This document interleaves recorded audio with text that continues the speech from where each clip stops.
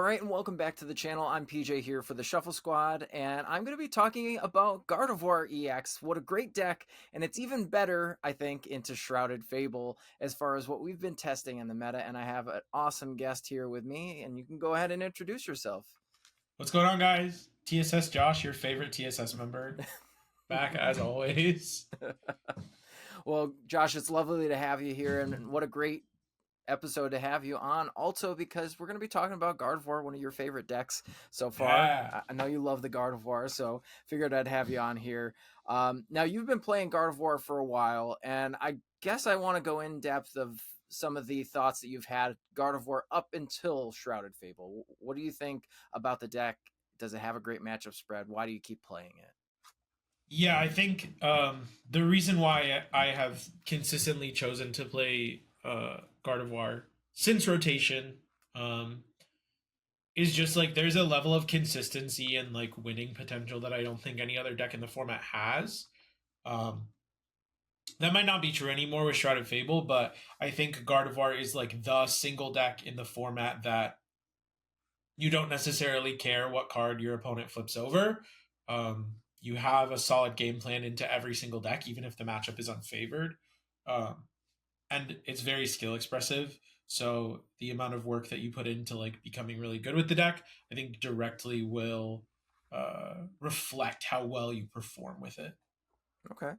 Now you kind of touched a little bit on moving into the Shrouded Fable meta and looking at this deck under a microscope. So I guess what are your thoughts are on the difference between pre-Shrouded Fable Gardevoir versus after Shrouded Fable Gardevoir, now with cards like Dusknoir into the mix, and there's a lot more dark support too. Yeah, I think the biggest change for Gardevoir is not an intrinsic one. Mm-hmm. I think it's pretty likely that most Gardevoir lists will not end up playing any cards from Shroud of Fable. There are a couple of them that are like worth considering, but I think the more sort of relevant change to Gardevoir going into Shroud of Fables is that the meta around it is going to be a lot different. Um, Charizard is having a pretty massive resurgence.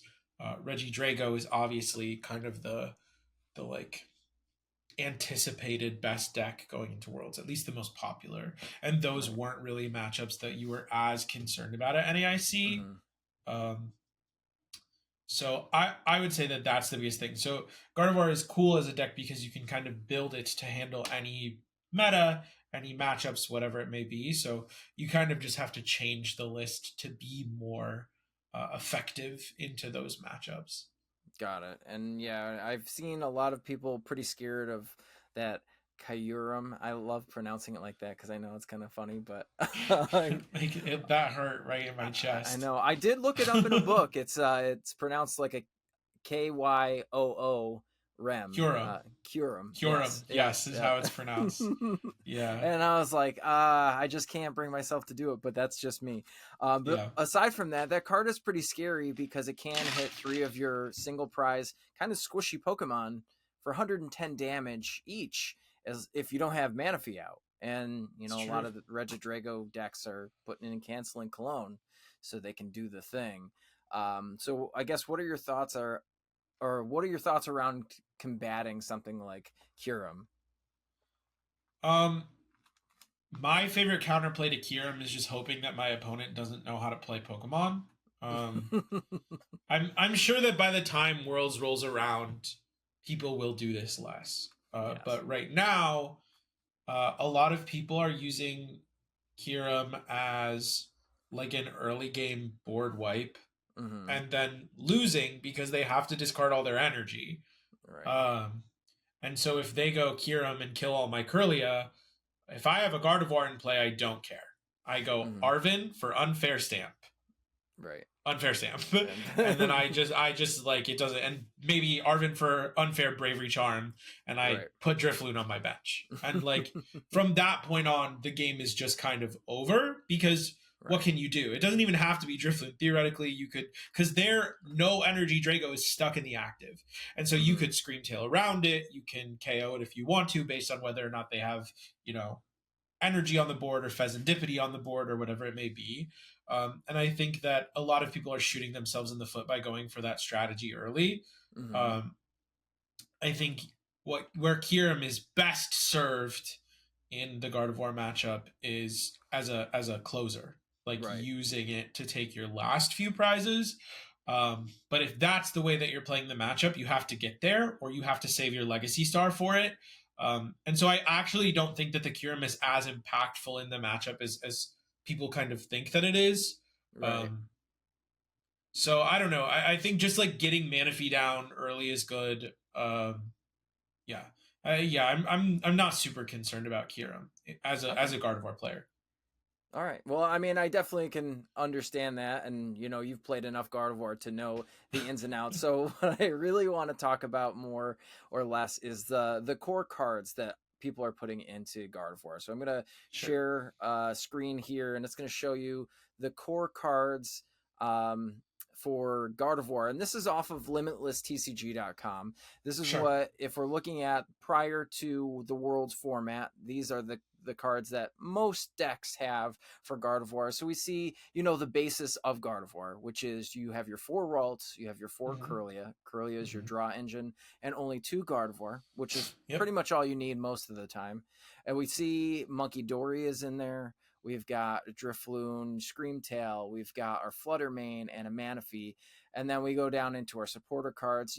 It's all in the box. And what I really want to do is kind of just go down and see if maybe the list is going to change going into this Worlds format or our Baltimore format, because they're both the same. And what you think. So we'll start off with something like Screamtail. Now, Screamtail is obviously really great for not only hitting those higher numbers, but also bench sniping. And that's what its primary use is. So do you think that we are still definitely keeping Screamtail in all Gardevoir decks? Yeah, there's not a single card on this page that I would not be playing in my Okay, deck. got it. I don't think that there's yeah, I don't think there is one card on this like list that you're showing me that shouldn't be in Guardy right now, Mm-hmm. including Unfair Stamp. Right. Including Unfair Stamp. I people were allowed to cope with Hyper Aroma for NAIC, but Mm-hmm. you're you're not getting away with it at Worlds. Sorry. You just think that that is the most influential ace spec that we can potentially put, because there are a couple of new ones which we'll talk about in a little bit here. But Mhm. Reset Stamp, you and I have played quite a few matches with Guardy already, and obviously Reset Stamp has just been the MVP most of the time. Yeah, the card's So that, broken. yeah, the card is definitely broken. So if Unfair Stamp didn't exist, with looking at the World's format, Shrouded Fable, what ace spec would you be putting into this deck, and why? I probably wouldn't be playing Guardy if Unfair Stamp didn't exist. I think Mm-hmm. that is the most honest answer. Mm-hmm. Um, I think Hyper Aroma is still the second best one. Okay. Um, I think I don't remember what it's called. Neutralization Center. Neutralization zone is the technical term, but Sure, sure. Um, I think it's Cope. okay. Especially with how well Lugia has been performing, I think there's almost no world where good players don't put Temple in their Reggie Drago lists. Mm-hmm. Um, and that is what that card is for. Right. Is Drago, because it punishes lists that don't play a stadium bump. Mm-hmm. Um, and if I was playing Reggie Drago, I would be playing a Temple because I Okay. mean Worlds is big enough that Lugia is going to see like quite a bit of play, and I don't Mm-hmm. think you can just like not respect it, because I think Mm-hmm. that matchup is really bad without Temple, and I think Mm. it becomes positive. Like your win rate into With Lugia becomes positive if you play Temple. got it. Um, so it's just kind of like neutralization zone is like collateral damage basically for Got teching against Lugia. it. Mm-hmm. Um, so I think it is Aroma, and Mm-hmm. I don't think it's bad necessarily. I think that sort of like go first style of Gardevoir is okay right Mm-hmm. now, but with how popular I think Bolt and Lugia are going to be, I don't think you can afford to go the no Drifloon, no Bravery Charm route. Um, And I really don't think that the go first version of the deck is better into Charizard. So like maybe you take a slight improvement in the Reggie Drago matchup, but at the Mm-hmm. expense of a lot of other ones, and I just don't think that that's worth it. So, Got it. uh, Yeah. Now, another thing I wanted to talk about too, because we already talked about, Drifloon, Screamtail. There has been other builds that are playing the heavy Flutter main in here mhm, now to stop, your opponent's active abilities. yeah, There's Klefki that we don't see on this list too. What are yeah. our thoughts of putting a more control Guardy list together? Do you think that that's something that we'll see going into Worlds in Baltimore and these cups coming up for Shrouded Fable? When you say control Gardevoir, you mean Mhm. like a Henry Chow style? Very similar to Henry Chow, yes. No, I wouldn't. I wouldn't play that version of the deck. Mm-hmm. Like I said, I don't think you can afford to not play Drifloon. Mm-hmm. Um, I think that that's probably not the correct direction. I like double flutter. I think you Mm-hmm. should be playing two like ability lock cards. Okay. Whether that is double flutter or flutter Klefki kind of depends on how you're building the deck, Mm-hmm. and what you're trying to beat.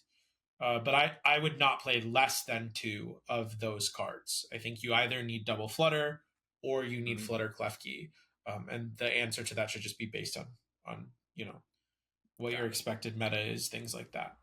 And we see it's almost become kind of a staple that double monkey dory is what you need to make this deck actually flow. We always run into those issues. If I only run one monkey dory, am I going to prize it? That loses me the game.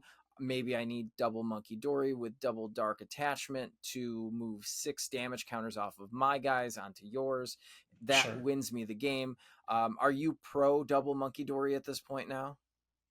Um, that's a good question.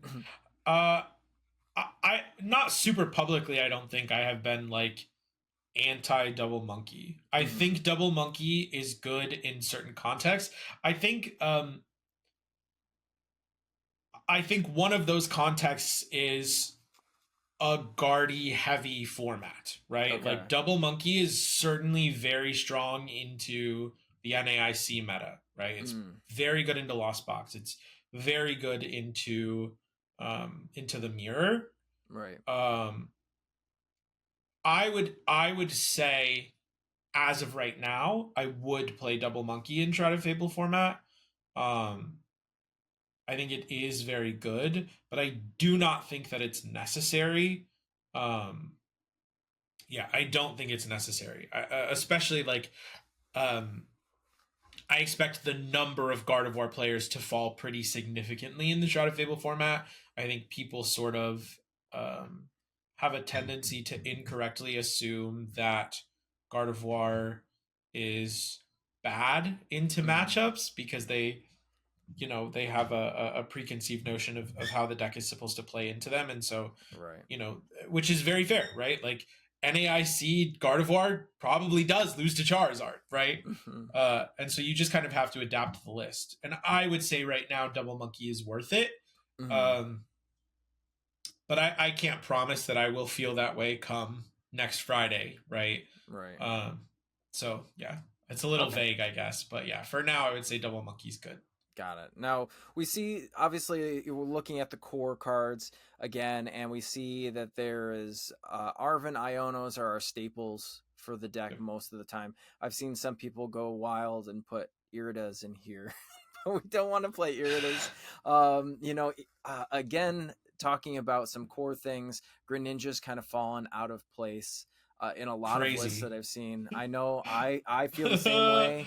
One less draw card, why not in a draw heavy type deck? Well, So it's not even that. Like, I think Greninja was okay to cut in NAIC format. You just need some kind of consistency card, right? It doesn't right. really matter what it is. Hmm. But Greninja does not die to Kira.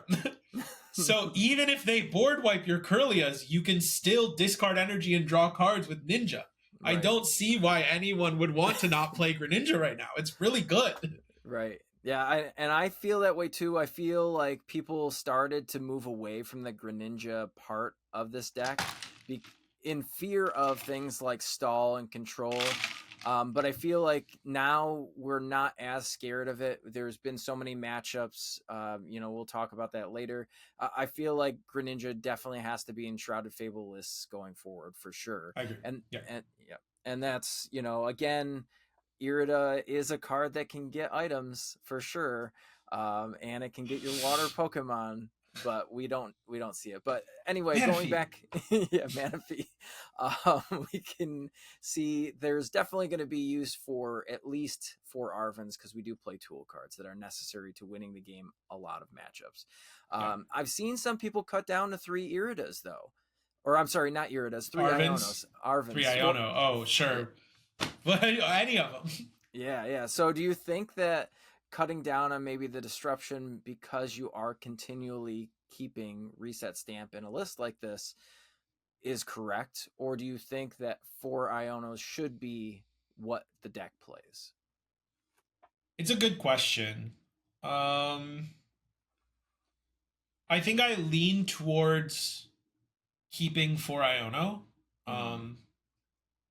It's no secret that like before NAIC I was kind of high on playing 3 Iono Palpad and cutting the 4th Iono, but I think ultimately what I tend to believe as a Gardevoir player is that I win most games that I play the game, and so cutting consistency is not the right direction. Right. So I don't know. I probably would not cut the 4th Iono. Okay. You can if you're like desperate for a spot. If you if you are like so confident that you have found like the niche tech card that bodies the Shrouded Fable format, like sure. But I don't know. I would much rather just like so many times during NAIC, because the night before I cut Palpad 4 Iono, and so many times I opened with an Iono in my hand and I was like, if this was Palpad, I would lose. Right. So I don't know. I wouldn't. Okay. Yeah, I mean, I can definitely see that for sure. We're looking at some consistency cards, and I'm going to flip the screen here, or flip the script if you're a Pheasantipity fan, and we are going to show you a different list. Now, this list did win the Tournament of Doom regional online, or Worlds, and this is the one that plays our funny stadium friend, Neutralization. Wait, no. This didn't win Tournament of Doom. Oh, it did not. No, okay. Lugia won Tournament of Doom. Because both of the finals was Lugia. Got it. Okay, let me. This one like the first like over 100-person online event. I don't remember the name of the event, but yeah, that's what this one. All right. So we'll cut that part out. Okay.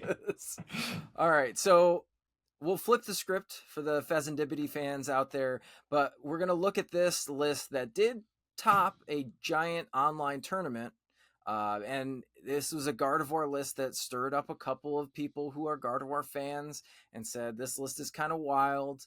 We're going to take a look at our funny stadium friend in here too with Neutralization Zone and kind of break this list down together. So we see that we're still playing the core of our Pokemon. We have one little change. We are not playing a Greninja in this list, but we are playing a Mimikyu.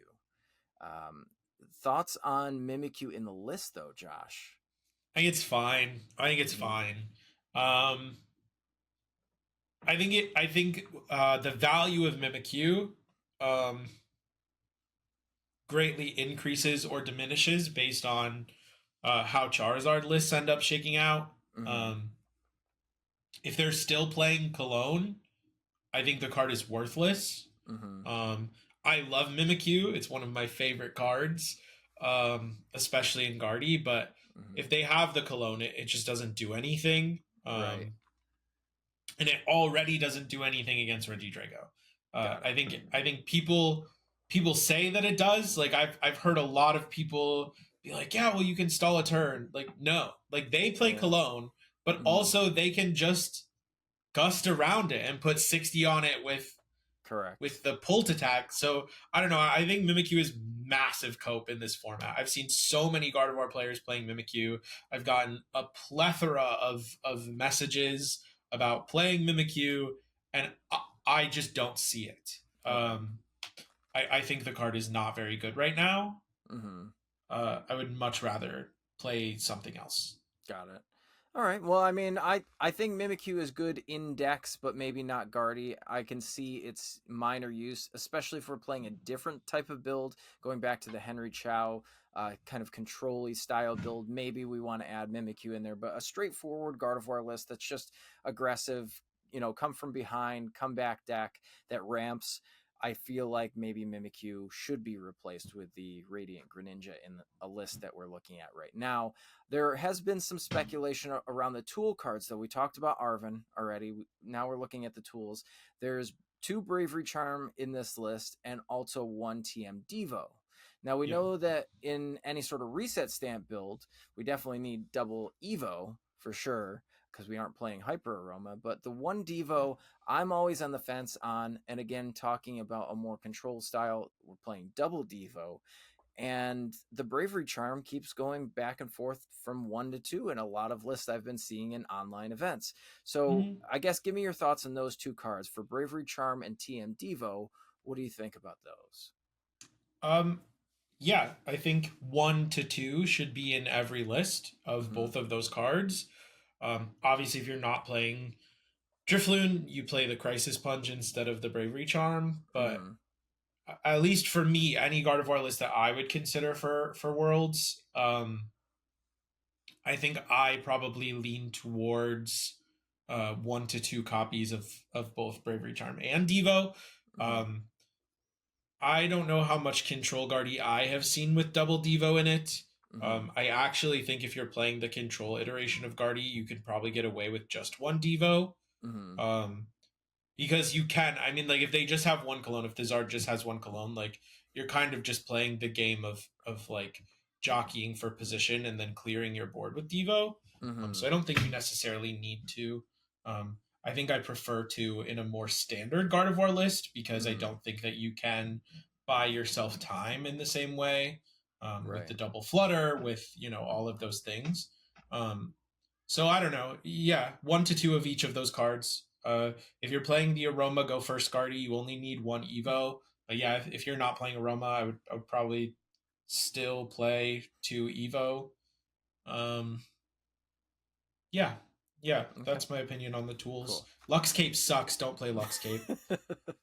I've seen some people put it in their Guardy list for sure, just to get that good old bench snipe.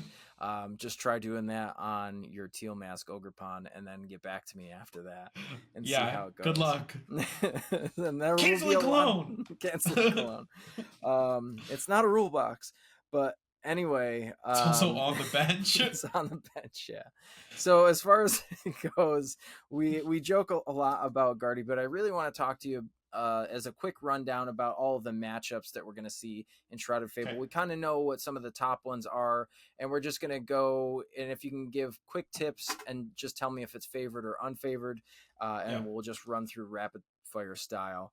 So the first one we want to talk about, it's the one on everybody's Shrouded Fable hit list because they needed 3 to 4 cards to play this deck the right way, is Charizard EX. So what do you think about Charizard? If you're a Gardevoir player, is the matchup good, bad, or indifferent? I think that the matchup oscillates between being pretty unfavored to pretty favored, depending on your list. How much space you can commit to it.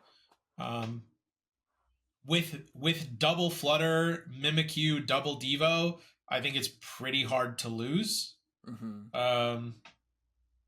With 1 flutter, no Mimi, no Devo, I think it's pretty hard to win. I would probably say that it's 65-35 both ways at the extremity. But I don't think it's crazy in either direction.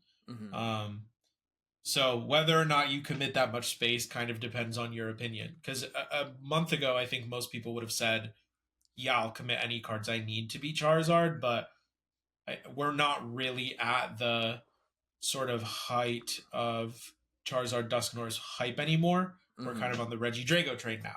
So now you have to decide how much space can you commit to beating Charizard when maybe you're only going to hit 1 or 2 of them. Which I don't know what the answer is, but something really important in the Zard matchup to recognize and acknowledge is that Monkey Dory lets Screamtail one-shot both Rotom and Lumineon without a tool. So many people don't know that, and it's crazy to me. It is very good in this matchup because then you can trade 2 for 2 early game, even if they gust your Gardevoir, which is which in my opinion is positive for Gardevoir. Right. So exactly, and now speaking of, the next elephant in the room here is Regid Drago V-Star, a deck that we already kind of touched on a little bit with Kyurem. And this deck is a little scary because you can turn to Dragapult with it. So do you think Guardy's favored, unfavored, indifferent? I think the matchup is really coin flippy. I tend to be on the train of, if I can get a Gardevoir EX in play before my opponent like destroys me, I usually feel pretty good about my chances to win. Yeah, that's I think what I'll say. I think it's very coin flippy. It's just because Regid Drago is not the most consistent deck in the world. So I would say, if Gardevoir gets the chance to set up, Gardevoir should win. But Regid Drago is very good at not giving Gardevoir the opportunity to set up, especially if Gardevoir is going second. Right. If they don't get the turn 1 Evo, if they go first and they just like don't set up the way that they need to, it can be bad. I do think you should go first in the matchup as Gardevoir. I mean, as both sides, I think you should go first in the matchup. Right. Because that gives you the opportunity on turn 2 to Evo into a Gardevoir EX, which I think is very good. It also lets you retreat into Klefki or Mimikyu. Klefki's pretty annoying, especially to get that deck set up for sure. As a Regid Drago player myself, a Klefki can be the game ender in a lot of matchups for sure. Yeah, especially if you go first, because Klefki doesn't shut off Legacy Star, obviously, but like, if you're going first, the Regid Drago player can't Legacy Star turn 1 anyways. So then they need to either boss to use their Ogre Pawns, or they just need to draw Cologne Raw. And if they draw Cologne Raw and use it, that means in order to ever go for Kyurem, they have to Legacy Star for the Cologne. Right. So the Klefki is very good in that matchup, which I didn't even like. I don't know. For a while, I was not respecting Drago. I thought Drago was not going to be that good. And then Michael Davidson and I talked about the Klefki and Gardevoir. So shout out to him for talking to me about that, because I think it's a crucial card in that matchup. For sure. All right, let's talk about the next big bad stage 2 Pokemon out here is Dragapult, which seems to be finding its way into, well, both of the lists that we've talked about already. We know that definitely playing it in Regid Drago as one of the it's the only double dragon evolved Pokemon that you play in your list for Regid Drago, just so you don't prize it because you need that card. And then badly, Charizard has been seeing play where you play a hybrid version with Dragapult EX, but Dragapult is a pretty scary Pokemon. What do you think about just a straight up Dragapult list as a Gardevoir player? Do you think that you're favored or unfavored? Yeah, that's a good question. I want to say Gardevoir's unfavored into Dragapult now. I think kind of like a natural progression of the way that you have to build Gardevoir, you like have to sacrifice percent somewhere to gain percent in other matchups, right? You just have to. And so like some Guardy lists are playing the Cresselia as like a pseudo answer to Regid Drago, but I don't know that it's that effective in that matchup. And obviously like you don't need it as much for the Mirror now because Mirror is less popular. So this is another matchup where I think it kind of depends on your list, but like most Guardy is not playing double Turo. Dragapult now has access to Dusknoir, which means they can one-shot your Gardevoir EX, which makes your like best game plan in NAIC format into them significantly worse. So for my money, as a Gardevoir player, Dragapult is the matchup I am the most afraid of going into Worlds, because I have no idea how much of it to expect. Right. And it's So pretty I would say it's scary. bad. Yeah. I was going to say it's pretty scary too, because if they Dusclops, pop their Dusclops for 1 prize, they're going to put 5 damage counters on your Monkey Dory, and then they can Dragapult and put 6 more damage counters, and now your way of moving your damage off your board isn't there anymore. Yeah, that is annoying. I think if you play double monkey, it's not as bad. Correct. Also, because if they go Dusclops KO, like you get a prize as well. Mm-hmm.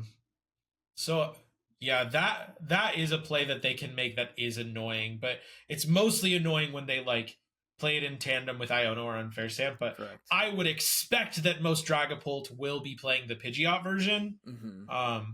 And they're not going to be playing Unfair Stamp. They have to play Neo Right. Upper.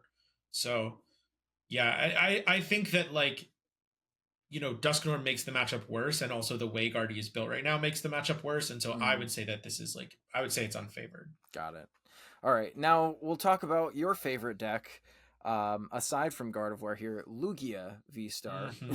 Yep, there it is. And I wanted to hear your thoughts.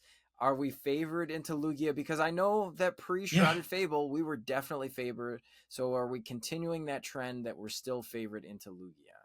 Yeah, that deck sucks.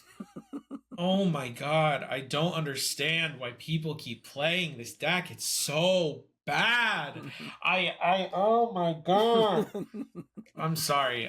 Any Lugia enjoyers out there, fight me on Twitter. I don't know what to tell you. Your deck sucks. Like it barely functions, let alone like, I don't know. And it's probably fine to still play like a Temple or something, especially if you're like a Devo focused build of Guardy. Right. You probably want the Temple anyway in case Charizard brings Mist, because I think there's a very real chance that they will, you know, bring Mist for Regid Drago or whatever, or for Dragapult.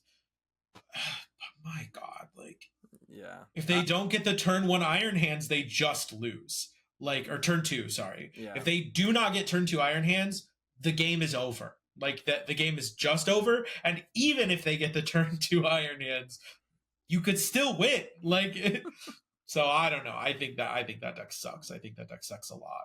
So I'd say we're favored. Okay. All right. So we're just sniping out our Archeops from the bench, and then we can put the lone Archeops up and just flutter main it. It's easy. Everything's good over there. Well, that's an interesting play, PJ. No, I don't know. No, I know that it's it just put the Klefki in the active, and then they can't use it. Yeah, they can't. You know. Oh wait, it's a V-Star. Never mind. But no, I kid. But as far as it goes, I do think I've played a lot against Lugia with the deck, and I also feel that it's just a free win in most cases. Yeah. I don't care about Iron Hands. I don't care about Legacy Energy. It does not matter to me. I will just pile drive you and keep on trucking. Anyway, let's talk about a pile driving Pokemon here, Snorlax. Now this is an interesting matchup. Now we do see a little bit of hype surrounding the World Championships with Control and with Snorlax stall. There are some cards that I guess make it a little bit easier for you to get your bad Pokemon out. And again, if we're continuing to play Radiant Greninja, that's another bad Pokemon technically to have out in this matchup. So what do you think about Snorlax versus Gardevoir? I think it's a bad matchup for Guardy. And I've never felt that way about the matchup. Until I was at a League Cup, and I hit the Michael Davidson in finals, and he was playing multiple handheld fan. Yes. And I was only playing one Flutter, so I couldn't like create the Exodia board. I had to put Drifloon in play. But I think multiple handheld fan does kind of kill the matchup. I think it's very bad. So I would say it's slightly unfavored. You can definitely tech stuff to beat them. If you really, really, really want to ruin Snorlax's day, you can play Spiritomb. Play Spiritomb, choose first, and just like put it into play and rub your hands together like the villain that you are. Because Spiritomb has niche use in some other matchups as well. Sure. It's good against Lugia. It's good against Control. It's good against Right. Zard as well. Yeah, any Uh, sort of decks that are using Rotom as a draw engine, Spiritomb really sucks to play against. So I yeah. guess if you know, like if you're playing a cup or a challenge post Shrouded Fable, you know that there's a couple of Snorlax players come into town. You just pop a Spiritomb and it's easy. But I will say that the handheld fan is probably it's a niche use against Guardy, but it is a great card. So good. It's obviously used against decks that are playing Dragapult. That's target number one. Target number two, which is collateral, is for the Lugia matchup because you'd think that, okay, well, they're just going to hit into me. But it also really sucks in the Lugia matchup. You're playing Giacomo a lot of the times, and you're probably playing Temple. And then when it comes to Guardy, here we are again. Handheld fan is moving that energy around where you don't want it. It's And so bad, it, especially with the one Turo. Because if they ever stick something you don't want in play, you have to use your Turo on it, and so then you can't use the Turo to like right. discard the energy they move. It's so bad. It's Yep. so bad. And you have to Turo, Ultra Ball, or Vessel in tandem to make sure that that Pokemon doesn't come back out with Erica's Invitation too. Yeah. Or at least bench lock yourself. You just bench something else, yeah. But Yeah. it's the same concept. Right. Okay. So now an interesting question, Josh, is random jank or random rogue decks.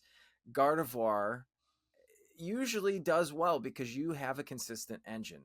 Are there rogue decks that you've played on PTCGL ladder currently with the new Shrouded Fable update, or any decks that you've tested with maybe a testing group that you think that Guardy might be unfavored against just the blind meta that we don't know about already?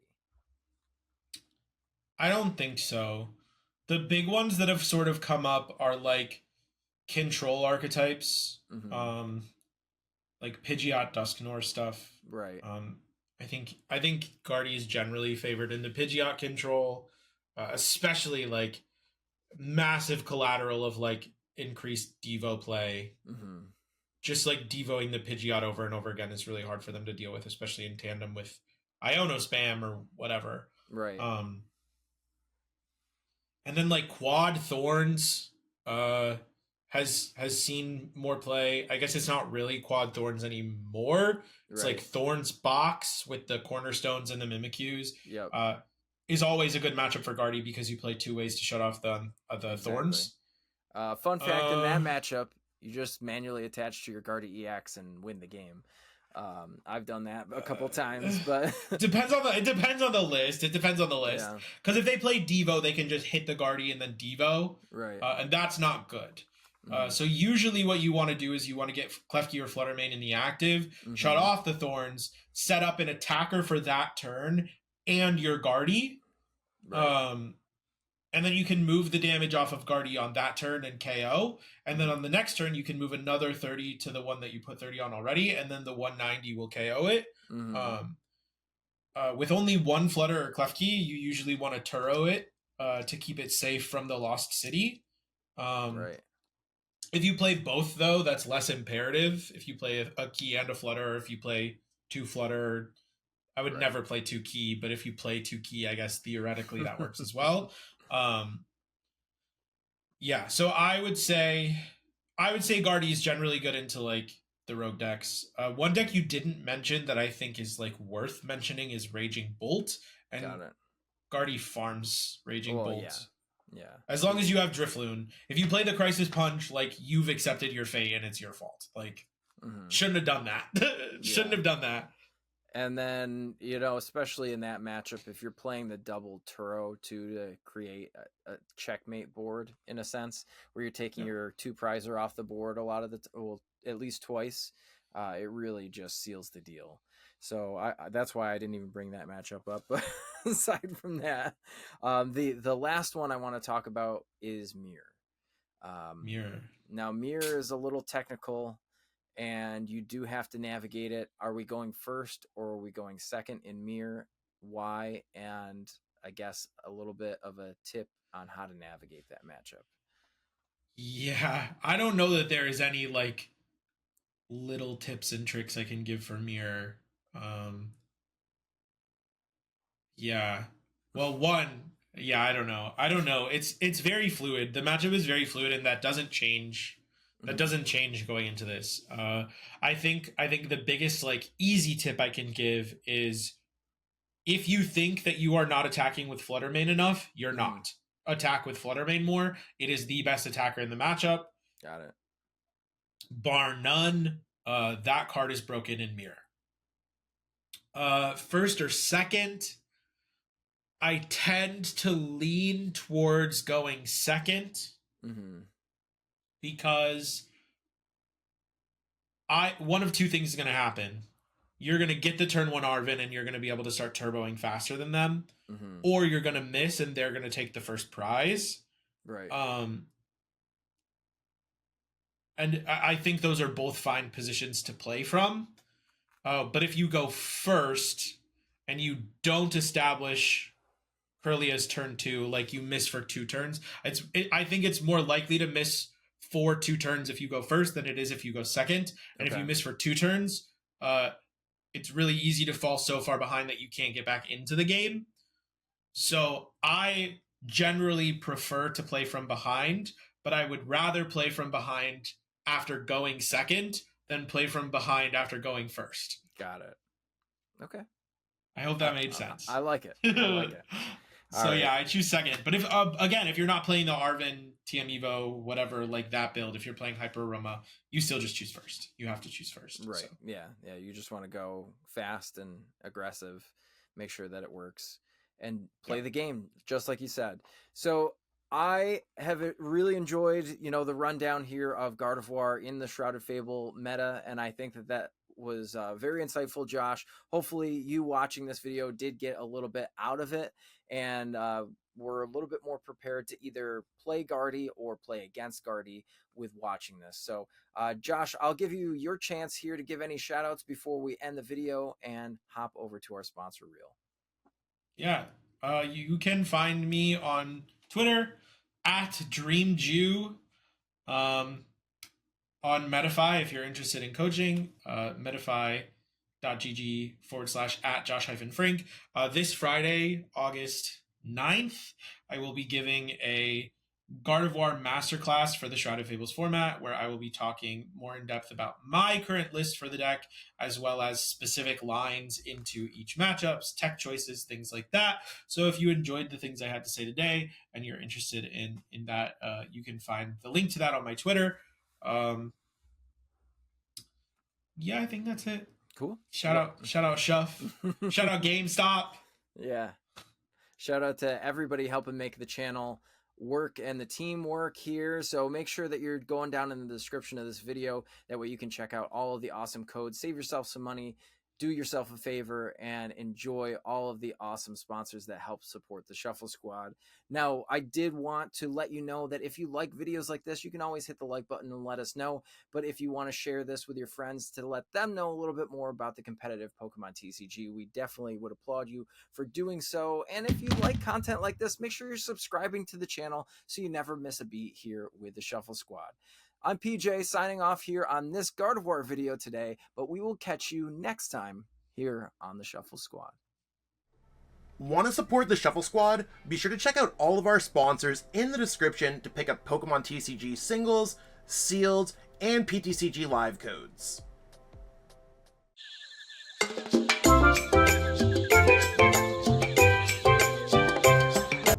You made it to the end. Thank you so much for watching this entire video from the Shuffle Squad.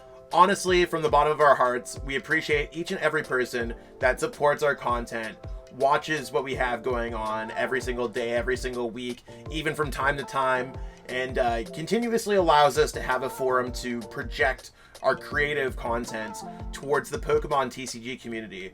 So if you haven't already, be sure to give this video a like, subscribe to the channel, and even leave a comment to help boost the YouTube algorithm. That being said, we'll catch you with our next video. Thanks again. Take it easy.